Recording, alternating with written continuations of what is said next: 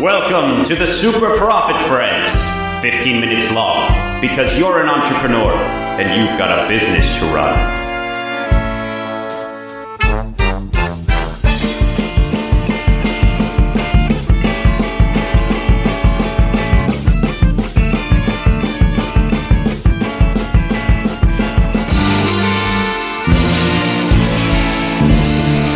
Lang just like welding the torch. Just Lang's fixing the toilet that Walter's taking a selfie on. That would be good. Perfect. Perfect. And we get 2 in 1. It's perfect. And you just see the camera go down. We had fun. This is not staged. Hey guys.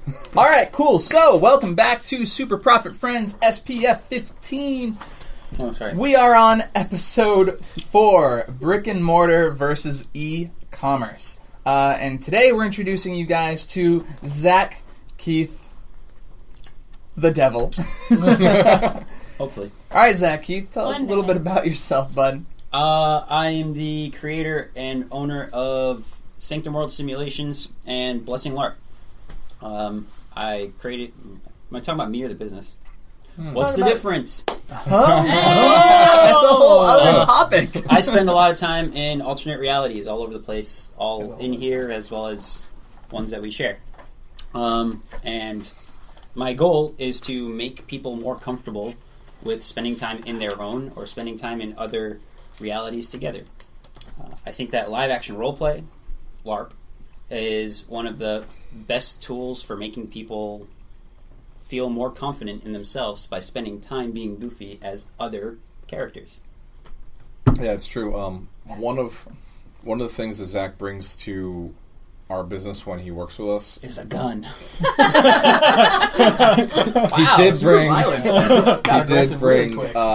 Nerf or nothing. our first Nerf guns, and now we're up to I think 6 guns in the company. We're strapped. So we're strapped, yeah. Back in But one of the things that he brought to us is something we didn't expect, was a way to manage our team, manage our party, right? And utilize each person as a class from Dungeons and Dragons, right? So I, for example, am an alchemist. He's an oracle. And then we have my office manager is a rogue. One of my top agents is a ranger. I have another agent he just pounds the phones. He's a paladin. And my business partner is a sorcerer. So, like, we all come together with all these different skills, and he was able to put it in a way that makes it easier for us to have difficult discussions, because it's just like play. It's just like, oh, well, yeah, obviously, this person would do it this way. And we talk about min-maxing, right? What is min-maxing?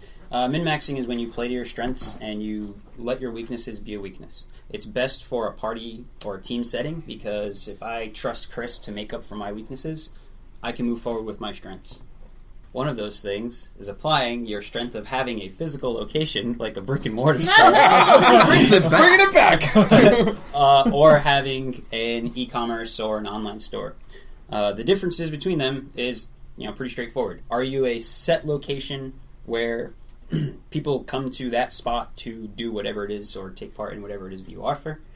So, for example, it makes a lot of sense for Josh to have AMP Academy, because if he was just a guy that worked out and did parkour all over the place, it would be hard to coordinate people coming together at those times. Just like it's hard to make a D&D party meet up together. No. For someone like me, running LARPs and doing pop-up events, it doesn't make sense for me to have to pay a set overhead every month. It makes more sense for me to just rent locations by time when I need them, so that way I can put on whatever event I want to at the time. Something that, from the very beginning, that I didn't want to do was feel locked into a location, because, for whatever reason, if I don't want to do a weekend-long event at a specific camp, I want to be able to uproot and go wherever I want to and spread my virus, essentially. Yeah. So for me, the decision was easy to make. I had seen how another business that I had worked kinda in LARP was doing their thing with a fixed location, and for them it worked. They needed to keep their clientele coming back to the same place and getting that habit kind of forming. For me, it's less of a focus on we need to have this many customers every day. It's I need to have this amount of people at this weekend-long event to yield as much profit, to yield as much people interacting with my product as possible. Super profit.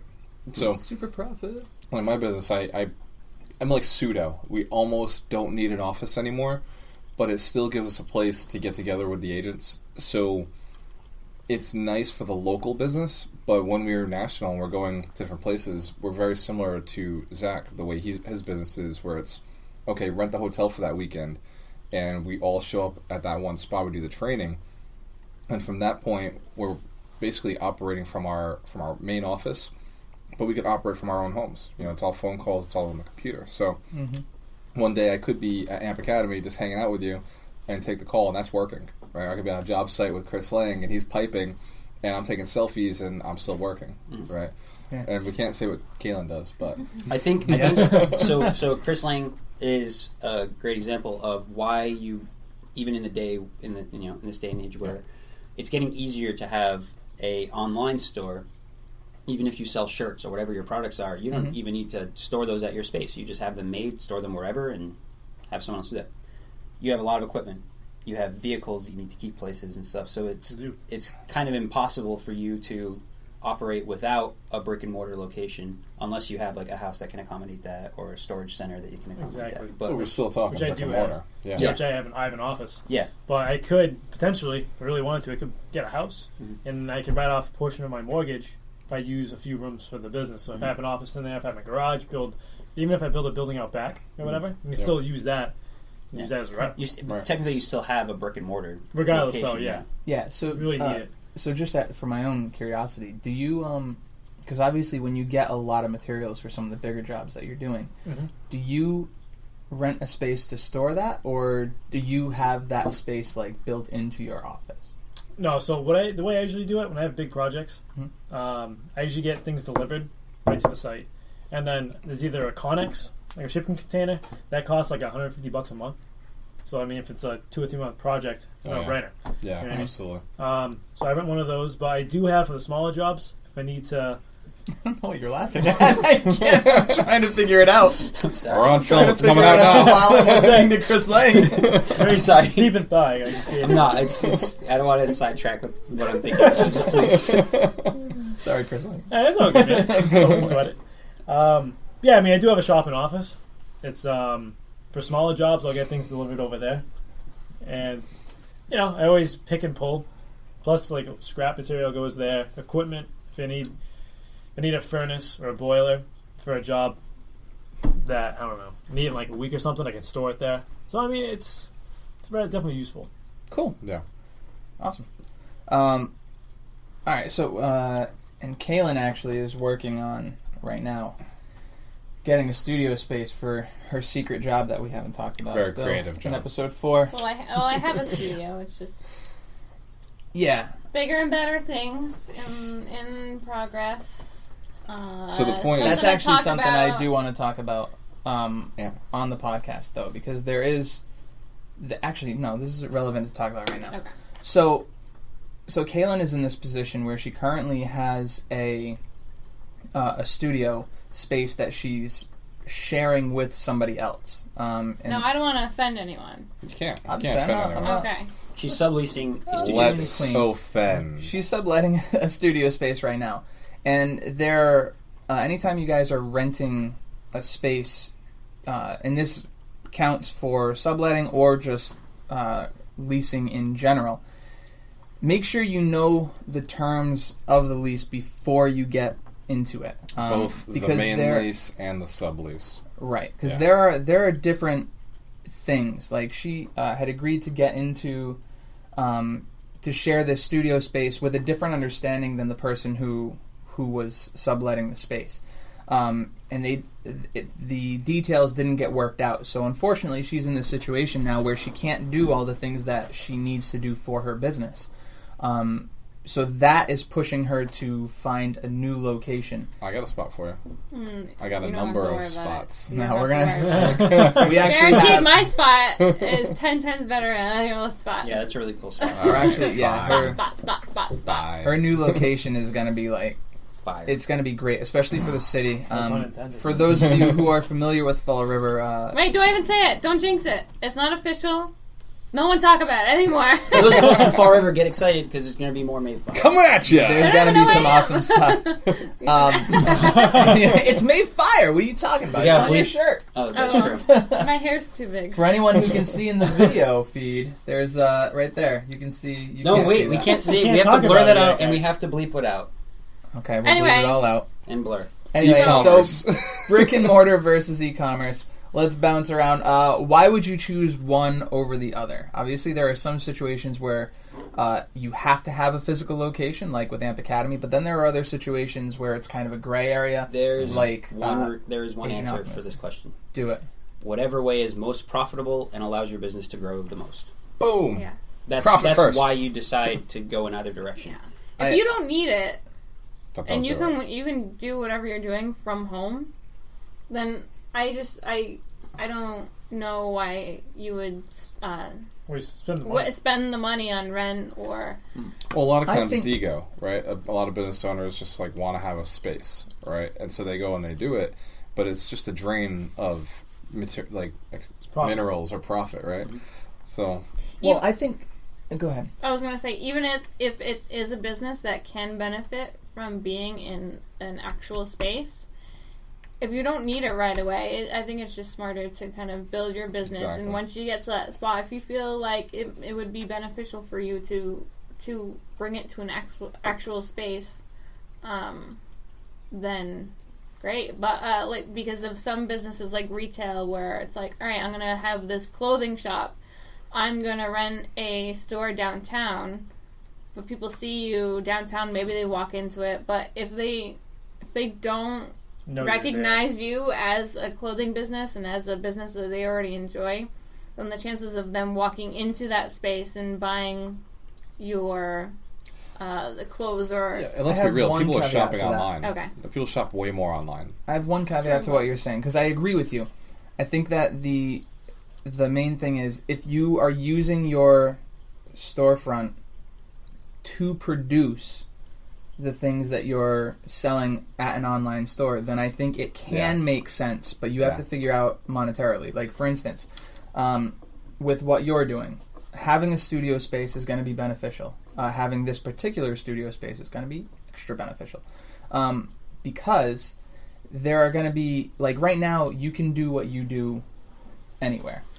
But having a studio is going to make it better. Having a studio where people can walk by while you're working, and and then they can go in and they can see your products up. So, for instance, somebody like Chelsea Arudi with Electric Clothing, if she had a storefront that she used to do everything that she does, as long as it made sense, like financially, like as long as it wasn't something that you can do in your home. If you can do it in your home, Right.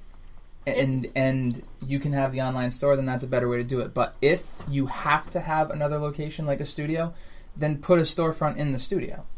Yeah, just don't get a space just to have a space and be like, No, that look, I wouldn't have make a sense. space, because we Right. have a business down the street from us who have a space and they kind of crumbled because they didn't have everything. yeah. They didn't Oh, that have was rough. anything to, how would you say, to back up. They didn't have the base of their business. They didn't add value to the clients. No, they just didn't not bring even. enough. They didn't bring enough value to the marketplace to. Well, it's It- that they it weren't wasn't- seen. it wasn't It's that.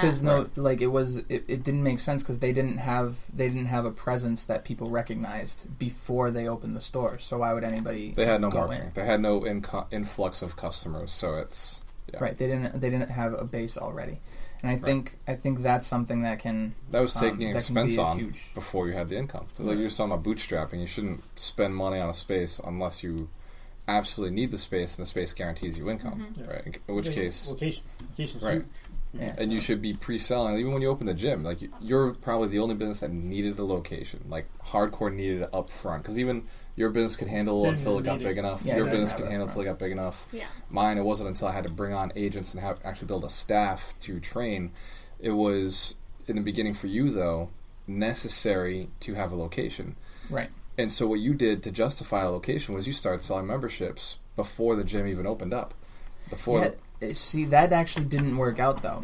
People didn't have memberships before Amp Academy opened. The thing that I did was I promoted it like crazy for 3 months prior to it. And I had early promotions where if you sign up in the first 30 days, then you would get certain So you discounts actually didn't that would sell last. you didn't sell a membership prior to opening. I tried, but nobody ended up signing on for it, which makes sense because why would you sign on for something that you've never seen? Yeah, and right? you don't so, know. So Right. I can really totally much understand that. In some situations, Yep. I think you can absolutely pull that off. In my situation specifically, and I'm not saying like in other parkour, ninja warrior, or martial arts schools that they couldn't do that or that they haven't done it.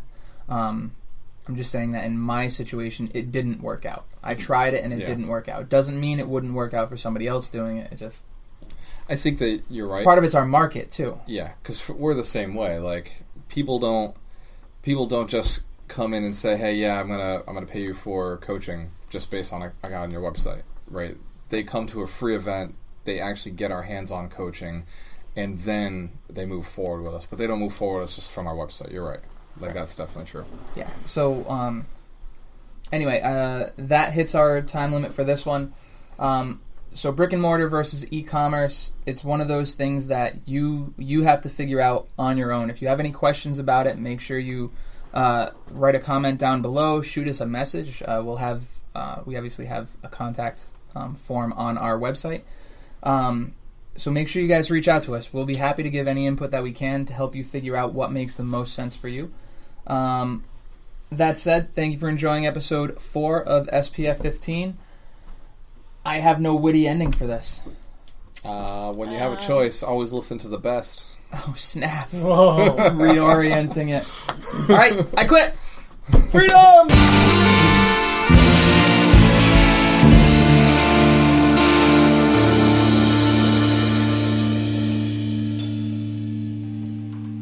Toy boat, toy boat, toy boat, toy boat, toy boat, toy boat.